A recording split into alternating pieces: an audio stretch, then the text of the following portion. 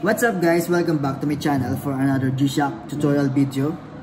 So for today's I'm going to unboxing and reviewing this new model of DW-5900TS-1DR. So this watch is black with green paste, translucent. Okay, so what are we waiting for? Let's get started. Let's go. Okay guys, let's open it. Usually when you open the box guys, you will see the international warranty card. So international warranty regulation, and then module number 3465. So this is the module guide. Okay, inside the box there is canister can. Okay, this is the original canister can of G-Shock guys.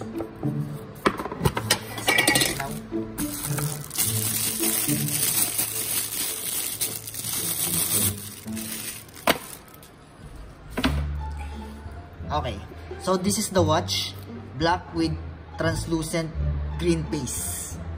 Okay. Specification: case bezel material, resin band, shock resistant, mineral glass, and 200 meters water resistance guys. Okay. Size of case. So size of case, the diameter of the watch is 51.4. So the screen 46.8 and thickness is 15.5 millimeters. So the total weight is 60 grams. So other features you can see on your screen.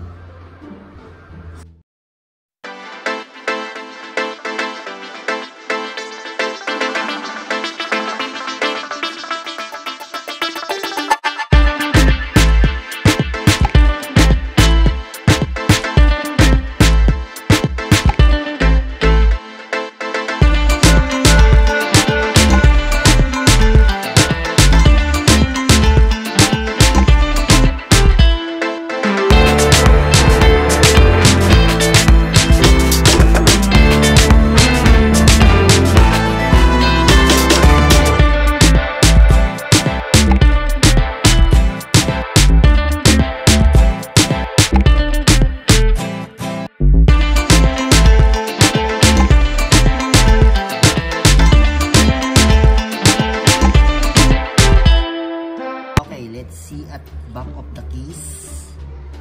So you can see here the 3465, the module number, and this is the case number also. The model here is DW-5900TS, stainless steel, back made in China. So assemble lang yan guys. Water resistant 20 bar, 200 meters water resistance. Shock resist, shock absorbing structure. Okay. Okay guys, we're going to the front of the watch. On the screen, it has a day and date. So it has also a digital time. So this circle in the middle, that is alarm, SIG, DST, mute, and snooze. So this circle, these two circles, this is a digital indicator. I will show it to you guys. Okay, so that is digital indicator. 4 seconds. So each circle has a 5 seconds, and then after that, going here also. So that is digital indicator. Okay. Shock resist, alarm, chrono.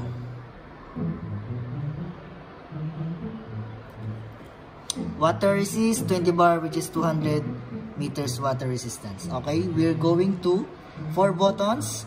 I have here adjust button, mode button, light, and start button. Press hold adjust after beep. Now you can see there the seconds blinking. Okay, press mode one time to change the country. For example, this is forward button also. For example, we're going to find the Hong Kong, HKG. Hong Kong is Philippine time. Okay. And then mode again to, so daylight saving time, blinking now the DST. So you can see there, guys. So we have to put on the DST, daylight saving time. Okay. And mode again for the hour. So what time is it now? 11, 12, 1, 2, 3, 3:29 now. 3 morning.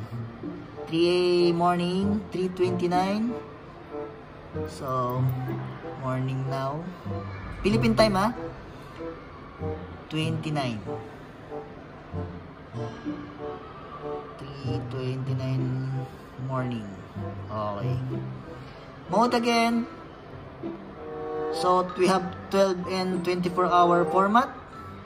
So 12 only. So mode again for changing the year. So now it's 2021. Yeah. Months. Months is October 10 October. Mode again for the date. Now it's 8.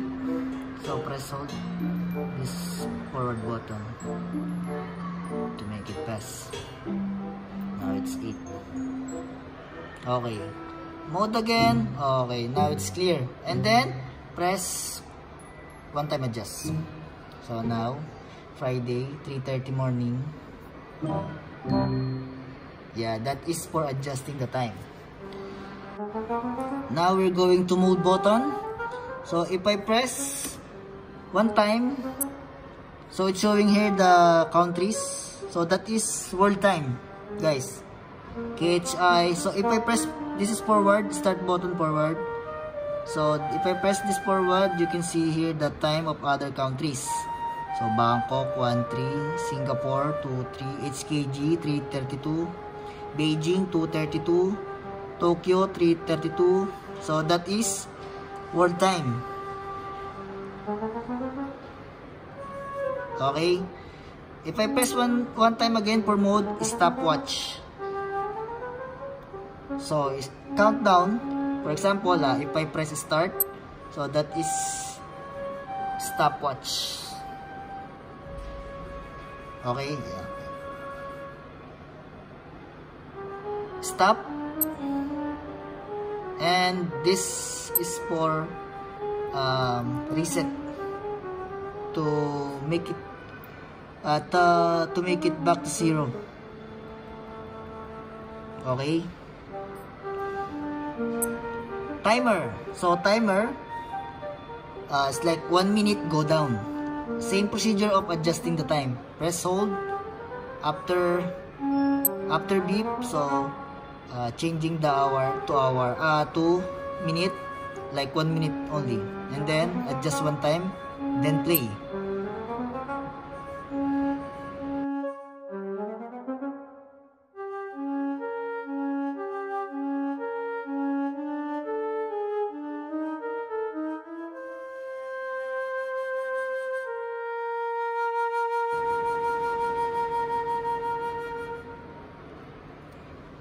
Okay, Vernier, hold on.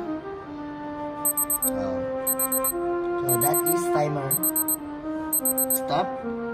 And then if you want to put it back 0, press hold, mode, and then press one time light to, okay, and then one time adjust. So now it's 0 now. And then SIG. So how many alarms we have? We have 4 alarms, 1 is snooze and 1 SIG. So SIG, if you set, if you make it on, so every hour it will beep. And snooze every 5 seconds if you turn on this every 5 seconds. Okay, so alarm, same procedure of adjusting the time. You have 4 alarms here. Okay, now we're clear for the mode button.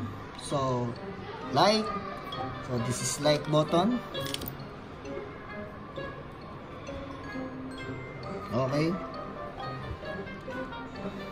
and start button, as I said earlier, sometimes it can be forward, sometimes can be start.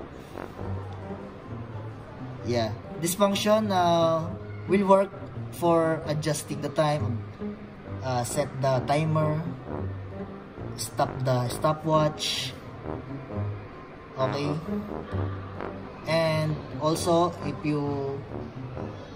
you turn on the alarm, so this start button will work.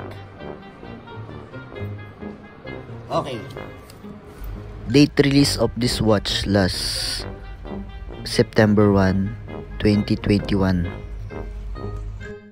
okay, so the price of this watch is $150 in Kuwait money.